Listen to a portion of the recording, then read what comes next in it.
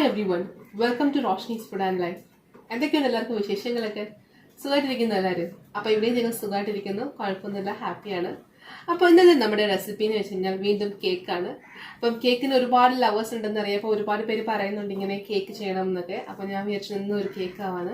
അപ്പോൾ നമ്മളിങ്ങനെ ഒരു പുതിയ കേക്ക് ഇങ്ങനെ നമ്മുടെ ഇടയിലേക്ക് ഒരു തരംഗമായിട്ട് വന്നുകൊണ്ടിരിക്കുകയാണ്. വേറൊന്നുമല്ല, നമ്മുടെ ട്രെസ്ലെച്ചസ് കേക്ക്. അപ്പം കുറച്ച് പേരൊക്കെ കേട്ടിട്ടുണ്ടാവും, കുറച്ച് പേര് കേൾക്കാൻ വഴിയില്ല. അപ്പം നമ്മുടെ ട്രെസ്ലെച്ചസ് കേക്ക് എന്ന് വെച്ചിട്ട് ഒരു സ്പാനിഷ് വേർഡാണ്. ട്രെസ്ലെച്ചസ് എന്ന് പറയുന്ന ഒരു സ്പാനിഷ് വേർഡാണ്. അപ്പം അതിന്റെ മീനിങ് എന്ന് വെച്ച് കഴിഞ്ഞാൽ ട്രെസ് എന്ന് വെച്ച് കഴിഞ്ഞാൽ 3, ലെച്ചസ് എന്ന് വെച്ചാൽ പാല്. അപ്പം നമ്മുടെ കേക്കിനെ 3 പാലിൽ ഇങ്ങനെ സോക്ക് ചെയ്തെടുക്കും. അപ്പം 3 പാല് മിക്സ് ചെയ്തിട്ട് സോക്ക് ചെയ്തെടുക്കും. സാധാരണ നമ്മൾ കേക്ക് ഷുഗർ സിറപ്പിലാണ് സോക്ക് ചെയ്യുന്നത്. അപ്പം നമ്മൾ ഇവിടെ ഈ ട്രെസ്ലെച്ചസ് കേക്കിനകത്ത് നമ്മൾ പാലിലാണ് സോക്ക് ചെയ്തെടുക്കുന്നത്. ഒരു വെറൈറ്റി കേക്കാണ്. അപ്പോൾ ശരിക്കും ഇത് നമ്മുടെ ഫോറിൻ കൺട്രീസിൽ നിന്ന് വന്നൊരു കേക്കാണ്, മെക്സിക്കോയിൽ നിന്ന് വന്നൊരു കേക്കാണിത്. അപ്പം നമ്മൾ ഇന്ന് ട്രെസ്ലെച്ചസ് കേക്കാണ് ഇവിടെ ഉണ്ടാക്കാൻ പോകുന്നത്. അപ്പോൾ ഒട്ടും സമയം കളയണ്ട. അപ്പോൾ എങ്ങനെയാണ് നമ്മുടെ അടിപൊളി ട്രെസ്ലെച്ചസ് കേക്ക് ഉണ്ടാക്കുന്നത് നോക്കാം.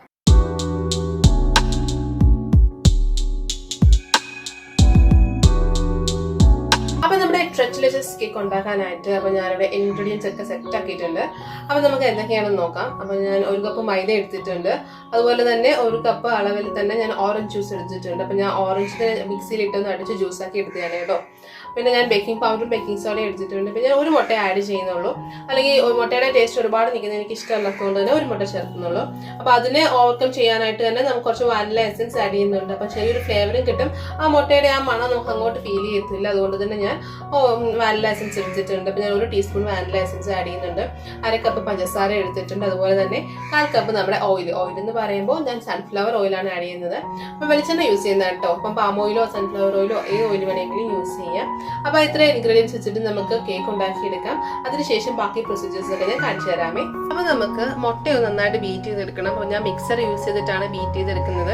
അപ്പോൾ മിക്സ് ചെയ്യുമ്പോൾ എല്ലാവരുടെയും കയ്യിലുണ്ടല്ലോ. അപ്പം നിങ്ങളുടെ ഇലക്ട്രിക് ബീറ്റർ വെച്ചിട്ട് ചെയ്യണമെന്നുണ്ടെങ്കിൽ അങ്ങനെ വേണമെങ്കിലും ചെയ്യാമേ, അതൊരു പ്രശ്നമില്ല. എങ്ങനെ വേണമെങ്കിലും ബീറ്റ് ചെയ്താൽ മതി. അപ്പോൾ ഇങ്ങനെ അടിക്കുമ്പോൾ ഒരു ഗുണമെന്ന് വെച്ച് കഴിഞ്ഞാൽ നമുക്ക് പഞ്ചസാര വേറെ പൊടിക്കേണ്ട ആവശ്യമില്ല. ഡയറക്റ്റ് പഞ്ചസാരയായിട്ട് തന്നെ ചേർത്താൽ മതി.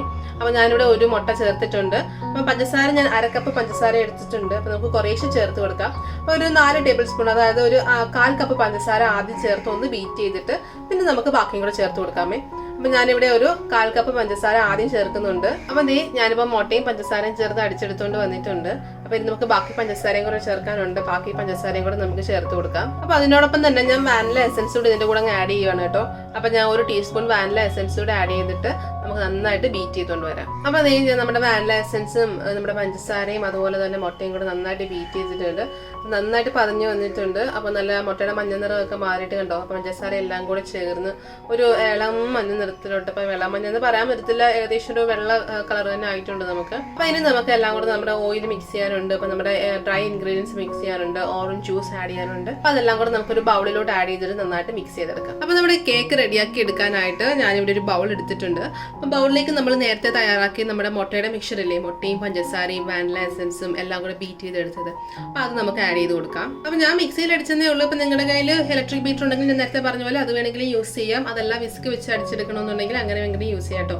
അപ്പൊ നമുക്ക് ഇതിലേക്ക് ആഡ് ചെയ്യാനുള്ളത് നമ്മുടെ ഓയിലാണ്, സൺഫ്ലവർ ഓയിൽ. അപ്പൊ ഞാനൊരു 1/4 കപ്പ് സൺഫ്ലവർ ഓയിൽ ഇതിലേക്ക് ആഡ് ചെയ്യുന്നുണ്ട്. ഇതിനോടൊപ്പം തന്നെ നമുക്കൊരു 1/4 കപ്പ് ഓറഞ്ച് ജ്യൂസ് കൂടെ ആഡ് ചെയ്ത് നമുക്ക് നന്നായിട്ടൊന്ന് മിക്സ് ചെയ്തെടുക്കാം.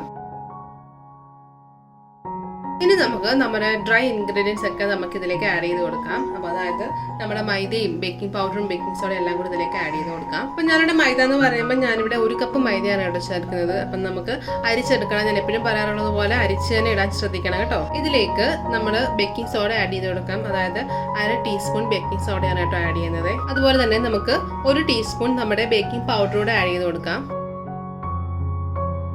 അപ്പൊ നമ്മൾ ഡ്രൈ ഇൻഗ്രീഡിയൻസ് ഒക്കെ നമുക്കിവിടെ ആഡ് ചെയ്തിട്ടുണ്ട്. ഇനി നമുക്ക് നന്നായിട്ടൊന്ന് മിക്സ് ചെയ്തെടുക്കാം. അപ്പൊ നിങ്ങൾക്ക് കട്ടി കൂടുതലായിട്ട് തോന്നുവാണെങ്കിൽ അതനുസരിച്ച് ഓറഞ്ച് ജ്യൂസ് ആഡ് ചെയ്ത് കൊടുക്കാം കേട്ടോ. അപ്പൊ ഞാനിവിടെ കുറച്ചുകൂടെ ഓറഞ്ച് ജ്യൂസ് ആഡ് ചെയ്ത് കൊടുക്കുന്നുണ്ട്.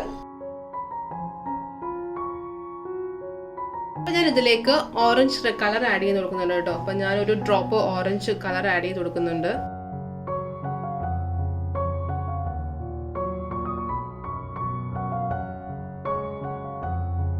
അപ്പൊ ഞാനിപ്പം ഓറഞ്ച് കളറൊക്കെ ആഡ് ചെയ്തിട്ട് അപ്പൊ ഞാനിവിടെ റെഡിയാക്കി എടുത്തിട്ടുണ്ട്. അപ്പൊ ഓറഞ്ച് കളർ നിങ്ങൾക്ക് വേണമെങ്കിൽ മാത്രം ആഡ് ചെയ്താൽ മതി കേട്ടോ. അപ്പൊ നിങ്ങൾ ഓറഞ്ച് ജ്യൂസ് ആഡ് ചെയ്യുന്ന സമയത്ത് തന്നെ നല്ല കളർ ഉണ്ടെങ്കിൽ അങ്ങനെ മിക്സ് ചെയ്യേണ്ട ആഡ് ചെയ്യേണ്ട ആവശ്യമൊന്നുമില്ല. അപ്പൊ അങ്ങനെ ചേർത്താൽ മതി. ഇപ്പൊ ഭംഗിക്ക് വേണ്ടിയൊക്കെയാണ് ഞാനിപ്പോൾ ആഡ് ചെയ്തത്.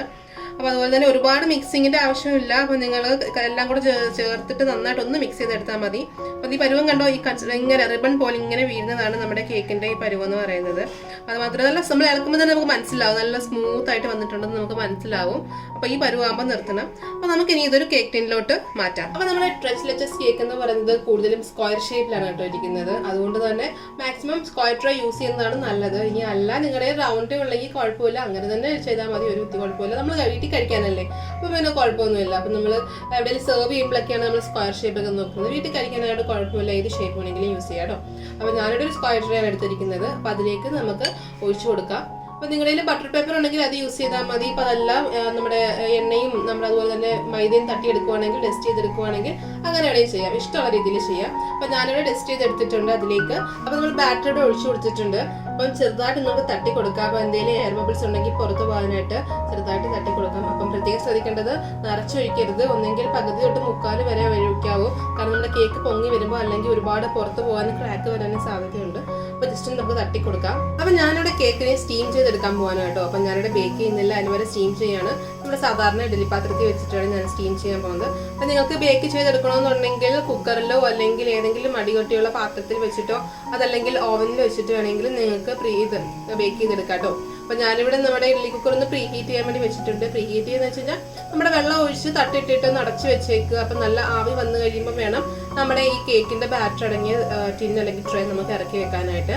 അപ്പോൾ അതിനു മുമ്പ് ചെയ്യേണ്ടത് നമ്മൾ കേക്ക് ടിന്നെ, നമ്മുടെ കേക്ക് ട്രേ ഒന്ന് കവർ ചെയ്തെടുക്കണം. അപ്പോൾ ഒരു അലുമിനിയം ഫോയിൽ വെച്ചിട്ടൊന്ന് കവർ ചെയ്തെടുക്കാം നമുക്ക്. അപ്പോൾ ഇത് നന്നായിട്ട് കവർ ചെയ്തെടുത്തിട്ടുണ്ട്. അപ്പം നമുക്കിത് ഇഡ്ഡലി പാത്രത്തിലേക്ക് വെച്ച് കൊടുക്കാം. അപ്പം ഞാനിവിടെ 1 മണിക്കൂർ നമ്മുടെ കേക്കിനെ നമ്മുടെ സ്റ്റീം ചെയ്തെടുത്തിട്ടുണ്ടായിരുന്നു. അപ്പം പലരുടെയും ഇഡ്ഡലിത്തട്ടത്തിന്റെ അങ്ങോട്ടും ഇങ്ങോട്ടും വ്യത്യാസം വരും കേട്ടോ. എന്നാലും ഒരു 40 തൊട്ട് 55-60 മിനിറ്റ് എടുക്കും എന്തായാലും ശരിയായി വരാൻ വേണ്ടി. അപ്പം ഞാനിപ്പം പുറത്തെടുത്ത് വെച്ചിട്ടുണ്ടായിരുന്നു. നമുക്കൊന്ന് ഓപ്പൺ ചെയ്ത് നോക്കാം. അപ്പം നന്നായിട്ട് വന്നിട്ടുണ്ട്. നമുക്ക് നിങ്ങൾ മേൽവശം കാണുമ്പോൾ തന്നെ അറിയാൻ പറ്റും, നല്ലതായിട്ട് വന്നിട്ടുണ്ട്. ചെറിയൊരു ക്രാക്ക് ആയിട്ട് വന്നിട്ടുണ്ട്. അപ്പം എന്ന് വെച്ച് കഴിഞ്ഞാൽ അത് നമ്മളിപ്പം അലുമിനിയം ഫോയിൽ ഇങ്ങനെ ടച്ച് ചെയ്തിരുന്നതിൻ്റെ ഒരു കുഴപ്പമുള്ളൂ കേട്ടോ, അല്ലാതെ വേറെ കുഴപ്പമൊന്നുമില്ല. നന്നായിട്ട് വന്നിട്ടുണ്ട്. അപ്പം നമുക്കൊന്ന് പ്രിക്ക് ചെയ്ത് നോക്കാം. കാണാൻ പറ്റുന്നുണ്ടോ? അങ്ങനെ ഒന്നും വന്നിട്ടില്ല. അപ്പോൾ അത് നമ്മൾ തണുത്ത് കഴിയുമ്പോൾ ബാക്കിയുള്ളത് ശരിയായി കിട്ടും നമുക്ക്. ഇപ്പം നല്ല ക്ലിയർ ആയിട്ട് വന്നിട്ടുണ്ട്. അപ്പോൾ ബാക്കി നമ്മളൊന്ന് തണുക്കാൻ വേണ്ടി വെക്കുകയാണ്. അപ്പോൾ തണുത്ത് കഴിയുമ്പോൾ നമുക്ക് നല്ല ക്ലിയർ ആയിട്ട് നമ്മുടെ കേക്ക് കിട്ടും. അപ്പം നമുക്ക് തണുത്തതിന് ശേഷം ബാക്കി പ്രൊസീജിയറിലേക്ക് കിടക്കാം. അപ്പം നമ്മുടെ കേക്ക് റെഡിയാണ്. അപ്പം നമുക്ക് ഇനിയും ചെയ്യാനുള്ളത് നമുക്ക് പാലിന്റെ ഒരു മിക്സ്ചർ നമുക്ക് അതിലേക്ക് ഒഴിക്കണം. അപ്പം ഞാൻ പറഞ്ഞല്ലോ ട്രെസ്ലെച്ചസ് കേക്ക് എന്ന് വെച്ച് കഴിഞ്ഞാൽ 3 തരം പാലുകളാണ് അതിൽ നമ്മൾ സോക്ക് ചെയ്തെടുക്കാൻ പോകുന്നത് കേക്കിനെ. ഷുഗർ സിറപ്പ് അല്ല നമ്മൾ ഒഴിക്കുന്നത്. സോ നമുക്ക് അതിന് വേണ്ടിയുള്ളൊരു പാലിന്റെ മിക്സ്ചർ റെഡിയാക്കി എടുക്കാം. സോ അതിനായിട്ട് ഞാനൊരു ബൗൾ വെച്ചിട്ടുണ്ട്. അതിലേക്ക് 1/2 കപ്പ് നമ്മുടെ സാധാരണ പാല് ഞാൻ ചേർത്ത് കൊടുക്കുകയാണ്. ഇതിലേക്ക് നമുക്ക് 1/2 കപ്പ് കണ്ടൻസ്ഡ് മിൽക്ക് കൂടെ ചേർത്ത് കൊടുക്കാം. ഇനി നമുക്ക് ഇതിലേക്ക് ഒരു 1/4 കപ്പ് ഓറഞ്ച് ജ്യൂസ് കൂടെ ആഡ് ചെയ്ത് കൊടുക്കാം. ഇനി നമുക്ക് ഇതിലേക്ക് 2 ടേബിൾ സ്പൂൺ നമ്മുടെ വിപ്പിംഗ് ക്രീം അല്ലെങ്കിൽ ഹെവി ക്രീം, നിങ്ങളുടെ ഏത് ക്രീമാണോ ഉള്ളത് അത് ആഡ് ചെയ്ത് കൊടുക്കുക. അപ്പൊ ഞാനിവിടെ 2 ടേബിൾ സ്പൂൺ നമ്മുടെ വിപ്പിംഗ് ക്രീം ആഡ് ചെയ്ത് കൊടുക്കുന്നുണ്ട്. നമുക്ക് നന്നായിട്ടൊന്ന് മിക്സ് ചെയ്ത് കൊടുക്കാം. അപ്പൊ നമ്മുടെ പാലും അതുപോലെ ഓറഞ്ച് ജ്യൂസും എല്ലാം കൂടെ നന്നായിട്ട് മിക്സ് ആയിട്ടുണ്ട്. അപ്പൊ നമുക്ക് ചെറിയ വളരെ ലൈറ്റ് ആയിട്ടുള്ള ഒരു ഓറഞ്ച് കളർ കിട്ടുമേ നമുക്ക്. അങ്ങനെ മിക്സ് ചെയ്തെടുത്തിട്ടുണ്ട്. അപ്പൊ ഇനി നമുക്കിത് കേക്കിലേക്ക് ഒഴിച്ചു കൊടുക്കാം. അപ്പൊ നമ്മുടെ കേക്കിന്റെ മുകൾ ഭാഗം ഞാനൊന്ന് കട്ട് ചെയ്ത് മാറ്റിയായിരുന്നു. ആ കറക്റ്റ് എന്താ പറയാ ഒരു സ്ക്വയർ ഷേപ്പ് കിട്ടാനായിട്ട് ഞാൻ കട്ട് ചെയ്തായിരുന്നു. അപ്പൊ ഇനി നമുക്ക് ചെയ്യാനുള്ളത് നമ്മുടെ കേക്കിന്റെ മുകൾ ഭാഗത്തായിട്ട് നമ്മുടെ ഫോർക്കോ അല്ലെങ്കിൽ ടൂത്ത് പിക്കോ കൊണ്ടോ നന്നായിട്ട് പ്രിക്ക് ചെയ്ത് കൊടുക്കണം. എന്നാൽ മാത്രമേ നമ്മുടെ പാൽ ഇങ്ങനെ താഴോട്ട് ഇറങ്ങി പോകത്തുള്ളേ. അപ്പൊ അതിനുവേണ്ടി ഇങ്ങനെ നമുക്ക് പ്രിക്ക് ചെയ്ത് കൊടുക്കാം. ഞാൻ നമ്മുടെ ഫോർക്കോട് നന്നായിട്ട് പ്രിക്ക് ചെയ്തിട്ടുണ്ട്. ഇനി ഇതിന്റെ മുകളിലേക്ക് നമ്മൾ തയ്യാറാക്കി വെച്ചിരിക്കുന്ന നമ്മുടെ പാലിന്റെ മിക്സ്ചറും ചേർത്ത് കൊടുക്കാം. അപ്പൊ നമ്മൾ പാലൊക്കെ ഒഴിച്ച് സെറ്റ് ആക്കിയിട്ടുണ്ട്. അപ്പൊ നമ്മുടെ കേക്ക് ആണെങ്കിൽ ഉണ്ടല്ലോ ആ പാലിന് നന്നായിട്ട് വലിച്ചെടുക്കണം, നന്നായിട്ട് അബ്സോർബ് ചെയ്തെടുക്കണം. അപ്പൊ അതിനുവേണ്ടി നമുക്ക് കുറച്ച് നേരം വെക്കാം. അത് മാത്രമല്ല നമ്മുടെ കേക്ക് നന്നായിട്ട് തണുക്കുകയും വേണം. എന്നിട്ടാണ് നമ്മൾ അതിന്റെ മുകളിലായിട്ട് നമ്മുടെ ക്രീം വെച്ച് കൊടുക്കുന്നത്. അപ്പൊ നമ്മളൊന്ന് തണുക്കാനായിട്ട് കുറച്ച് നേരം ഇത് മാറ്റി വെക്കാം. അപ്പൊ നമ്മുടെ കേക്കിനെ ഞാനിപ്പം പാലിൽ ഇങ്ങനെ സോക്ക് ചെയ്ത് വെച്ചിട്ടുണ്ട്. അപ്പൊ നന്നായിട്ടൊന്ന് അബ്സോർബ് ആകട്ടെ. അപ്പൊ ആ സമയത്ത് നമുക്ക് വെറുതെ കളയണ്ട. നമുക്ക് ആ സമയത്ത് നമ്മുടെ വിപ്പിംഗ് ക്രീം റെഡിയാക്കി എടുക്കുക. അപ്പൊ ഞാനിവിടെ ക്രീം എടുത്തിട്ടുണ്ട്, ഒന്ന് ബീറ്റ് ചെയ്തെടുക്കാം നമുക്ക്. അപ്പം വിപ്പിംഗ് ക്രീം ഇല്ലാത്തവരാണെങ്കിൽ ഞാൻ കഴിഞ്ഞ 2 ആഴ്ചയ്ക്ക് മുമ്പായിട്ട് ഞാനൊരു ഗ്രീൻ വെൽവെറ്റ് കേക്ക് ചെയ്തിട്ടുണ്ടായിരുന്നു. അതിനായിട്ട് ഞാൻ വീട്ടിൽ തന്നെ എങ്ങനെയാണ് ക്രീം ഉണ്ടാക്കുന്നതെന്ന് ഞാൻ കാണിച്ചിട്ടുണ്ട്. ഇപ്പൊ നിങ്ങൾ അങ്ങനെ ക്രീം ഉണ്ടാക്കാൻ താല്പര്യപ്പെടുന്നവര് അങ്ങനെ ചെയ്താൽ മതി. അല്ലാത്തവർക്ക് വിപ്പിംഗ് ക്രീം ഉള്ളവര് ഇങ്ങനെ ചെയ്യുക കേട്ടോ. അപ്പൊ ഞാനിവിടെ ബീറ്റ് ചെയ്തെടുക്കാൻ പോവാണ്.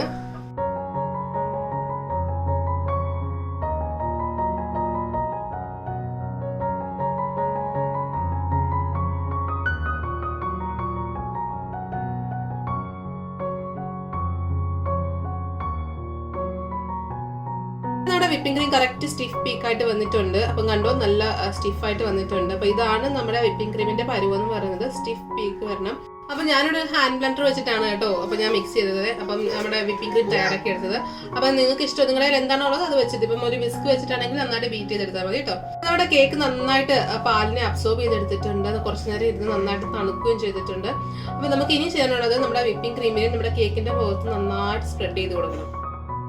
അപ്പം ഞാനൊരു സ്കെയിൽ വെച്ചാണ് കേട്ടോ നമ്മുടെ ഈ ക്രീമിൽ നന്നായിട്ട് ഫിനിഷിങ് ചെയ്തെടുത്തത്. അപ്പം നിങ്ങളിൽ എന്താണോ ഉള്ളത് അത് വെച്ചിട്ട് നന്നായിട്ട് ഫിനിഷ് ചെയ്തെടുത്താൽ മതി. അതുപോലെ തന്നെ നമ്മുടെ വിപ്പിംഗ് ക്രീമിനകത്ത് ഞാൻ കുറച്ച് ഓറഞ്ച് കളർ ആഡ് ചെയ്തിട്ട് കുറച്ച് ഫ്ലവേഴ്സ് കൂടെ കൊടുത്തിട്ടുണ്ട്. അപ്പോൾ നിങ്ങൾക്ക് ഇഷ്ടമുള്ള എന്ത് ഡിസൈൻ വേണമെങ്കിലും നമ്മുടെ കേക്കിന് മുകളിലായിട്ട് കൊടുക്കാം. അപ്പം നമ്മുടെ പ്രത്യേകത എന്ന് വെച്ച് കഴിഞ്ഞാൽ കേക്ക് നമ്മൾ പുറത്തേക്ക് എടുക്കാതാണ് നമ്മളെല്ലാം ചെയ്യുന്നത്. അപ്പോൾ ഞാൻ നമ്മുടെ കേക്കിൻ്റെ സെൻറ്റർ ഭാഗം ഒന്ന് കട്ട് ചെയ്ത് പുറത്തേക്ക് എടുത്തിട്ടുണ്ട് നിങ്ങൾക്ക് കാണാൻ വേണ്ടി. അപ്പം നിങ്ങൾക്ക് ഇഷ്ടമുള്ള രീതിയിൽ കട്ട് ചെയ്തെടുക്കാം. അപ്പോൾ സെൻറ്റർ ഒന്ന് കറക്റ്റ് ഒരു സ്ക്വയർ പീസ്, കൂടുതലും നമ്മൾ സ്ക്വയർ പീസിലാണ് കട്ട് ചെയ്തെടുക്കുന്നത്. അപ്പം നമ്മൾ വീട്ടിലുണ്ടാക്കുമ്പോൾ ഏത് രീതിയിൽ വേണമെങ്കിലും നിങ്ങൾക്ക് കട്ട് ചെയ്തെടുക്കാവുന്നതാണ്.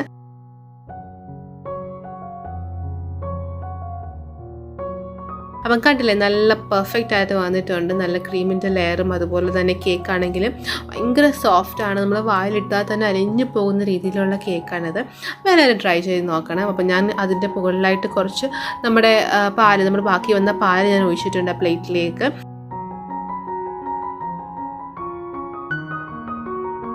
പ്രത്യേകം ശ്രദ്ധിക്കേണ്ടത് കേക്ക് പുറത്തേക്ക് എടുക്കാതെ തന്നെ സെയിം ആ ടിന്നിലാണെങ്കിലും ട്രെയിലാണെങ്കിലും അതിൽ വെച്ച് തന്നെ പാലൊഴിച്ച് സെറ്റ് ചെയ്തെടുത്തതിന് ശേഷം പീസായിട്ട് കട്ട് ചെയ്തെടുക്കാൻ ശ്രദ്ധിക്കണേ. അതുപോലെ തന്നെ വിപ്പിംഗ് ക്രീം ഉണ്ടാക്കുന്ന സമയത്ത് പ്രോപ്പറായിട്ട് വന്നില്ലെങ്കിൽ ഞാനൊരു ടിപ്പ് കൂടെ പറഞ്ഞു തരാം. അപ്പം ബൗളിൽ ഏത് ബൗളിലാണോ എടുക്കുന്നത് വിപ്പിംഗ് ക്രീം, അത് ഒരു ഐസ് കടങ്ങിയ ഒരു ബൗളിലേക്ക് ഇറക്കി വെച്ചതിന് ശേഷം ഒന്ന് ബീറ്റ് ചെയ്തെടുത്താൽ മതി. വേഗം തന്നെ നമുക്ക് സ്റ്റിഫായിട്ടുള്ള പീക്ക് കിട്ടും. അപ്പോൾ ഭയങ്കര ടേസ്റ്റി ആയിട്ടുള്ളൊരു കേക്കാണിത്. എല്ലാവരും ട്രൈ ചെയ്ത് നോക്കണം. കാരണം ഭയങ്കര സോഫ്റ്റാണ്, എല്ലാവർക്കും ഇഷ്ടമാകും. അതുപോലെ സോഫ്റ്റ്, നമ്മൾ വായിലിട്ടാൽ അലിഞ്ഞു പോകുന്ന തരത്തിലുള്ളൊരു കേക്കാണ് കേട്ടോ. അപ്പം എല്ലാവരും ട്രൈ ചെയ്ത് നോക്കിയിട്ട് നിങ്ങളുടെ അഭിപ്രായങ്ങളൊക്കെ കമൻറ്റ് ബോക്സിലിടാൻ ആരും മറക്കരുത്. വീഡിയോ ഇഷ്ടമായി കഴിഞ്ഞാൽ ലൈക്ക് ചെയ്യണം, ഷെയർ ചെയ്യണം. ആദ്യമായിട്ട് കാണുന്നവർ ആരെങ്കിലും ഉണ്ടെങ്കിൽ ചാനലൊന്ന് സബ്സ്ക്രൈബ് ചെയ്തേക്കണേ. അടുത്തൊരു അടിപൊളി റെസിപ്പി ആയിട്ട് വേഗം വരാൻ ഞാൻ. അതുവരെ ബൈ, ടേക്ക് കെയർ. രുചിയുടെ വർണ്ണങ്ങൾ നിങ്ങളുടെ മനസ്സ് നിറയ്ക്കട്ടെ. സ്നേഹത്തോടെ, റോഷ്നീസ് ഫുഡ് ആൻഡ് ലൈഫ്.